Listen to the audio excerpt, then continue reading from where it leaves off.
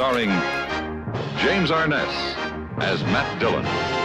Why, hello, pardner.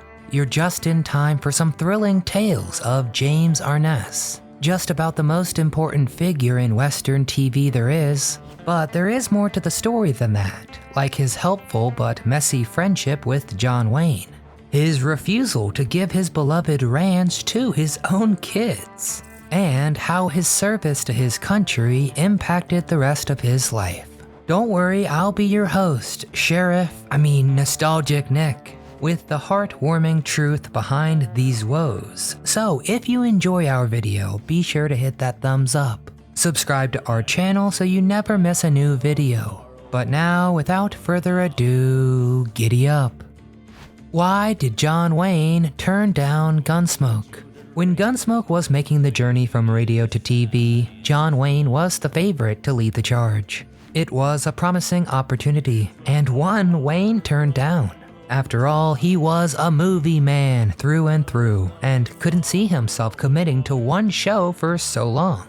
Of course, the radio series ran for near a decade, and we know the TV show lasted 20 seasons. And it's generally agreed that if Wayne took the offer, Gunsmoke would have been far shorter than it was. But it is thanks to Wayne we have this spectacular casting.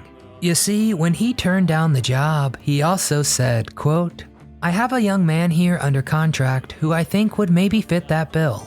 And that man was James Arness. The Duke had a posse he worked with that included the likes of John Ford, Ward Bond, and of course Arness, who usually played supporting roles opposite the big man himself.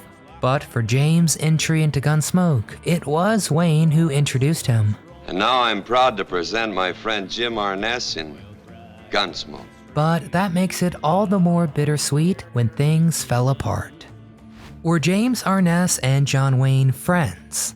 Wayne and Arness kept up their partnership across dozens of films. All that time, for 15 whole years, Wayne was gearing up for his magnum opus, The Battle of Alamo. Problem was, he wasn't getting a ton of funding, especially because of his original plan to have a small role. But backers want to know the Duke was starring as Davy Crockett. So what does this have to do with our Marshal? Well, that small role Wayne was supposed to have was suddenly open, and Wayne was putting forward some of his own cash to fund the film.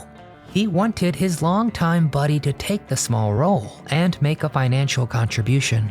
Trouble was, Arness was 5 years deep into Gunsmoke and hadn't done a film in as long. So when Wayne set up an interview to set things up, James Arness didn't show up. Things were never quite as rosy between him and Wayne either. Although his wife Janet would say he always had love and respect for the Duke until the very end. Could James Arness ride a horse? Gunsmoke famously blended thrilling action sequences with some thought-provoking discussions about violence and the cost of doing what's lawful.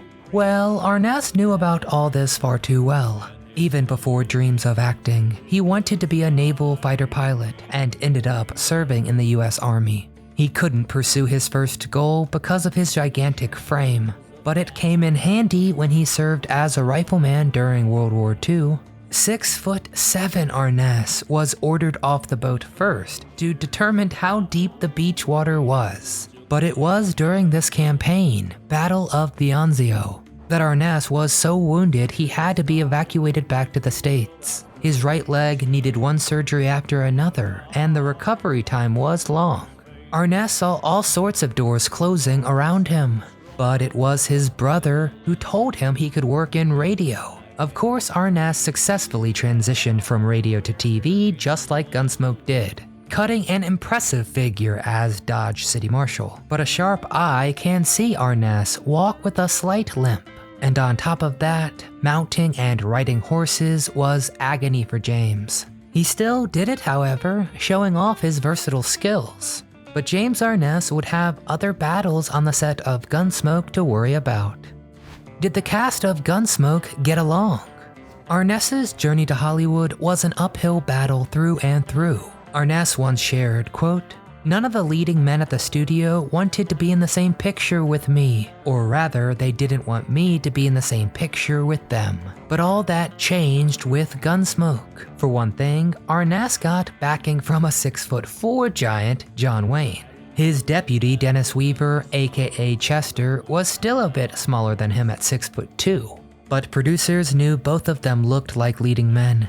Actually, they both looked so much like leading men that the showrunners asked Weaver to come up with something to make him a bit different from Arness. So Chester added a limp, which is kind of ironic now that I think about it. Well, Doc, well, you look mighty comfortable. Heads butted a few times in this emotionally charged set, especially between the Marshal and Doc Adams' Milburn Stone, with Arness being a huge jokester, and Stone played it closer to the belt. In fact, Arness's stunt double said he would laugh, saying, quote, from his toes to the top of his head, and often broke into giggling fits while they filmed. After the camera finished with Arness, it would move to a close-up on one of his castmates. During this intense moment, Arness would grab some ice cream and eat it while looking straight in their eye. It drove Stone up a wall, and one time he burst out yelling an expletive and, quote, I've never seen anything so unprofessional in my life. It infuriated him, but to Arness, outbursts like this were just another funny memory to laugh at. Did James Arness's wife appear on Gunsmoke? Arness would fall in love a few times, first to Virginia Chapman, then actress Thordis Brand. But finally he met his soulmate, Janet Surtees. Sirs, a moment. If you've ever seen Gunsmoke unedited, you've actually seen Chapman in the 1956 episode The Killer. She's uncredited for playing a wandering, mysterious woman. Arness and Janet basically met through a game of telephone. She worked at a dress shop, and her boss was married to James's makeup artist. One day, her boss invited Janet to dinner with the others. Janet wasn't sure about going out with an actor, but her son loved Gunsmoke and he talked her into it. The two kept seeing each other and had a gorgeous picnic at Mammoth Lakes. But what really won Janet over was James's gentlemanly behavior. Janet revealed, quote, he stood up when we were finished and people who had camped there before had left trash on the ground. And Jim picked up all the trash and put it in his saddlebag. He cleaned up the whole place and I thought, that's a cool guy. Yeah, Janet, I'd say you're right. Did James Arness get custody of his children?